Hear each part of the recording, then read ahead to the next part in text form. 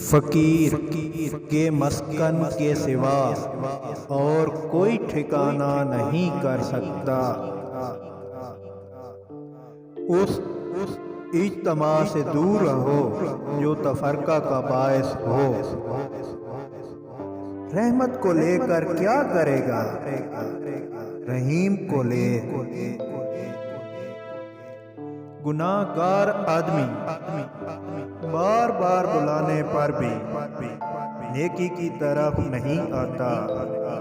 نفس کو اپنے مرتبہ کے لیے خوار نہ کرو، شر نفس شیطان کے شر سے زیادہ ہے۔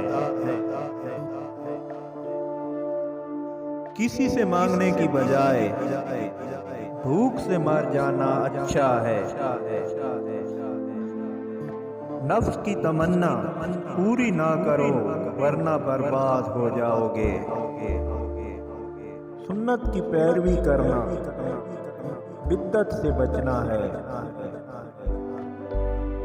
تکبر کرنے والا سر کے بل گرتا ہے۔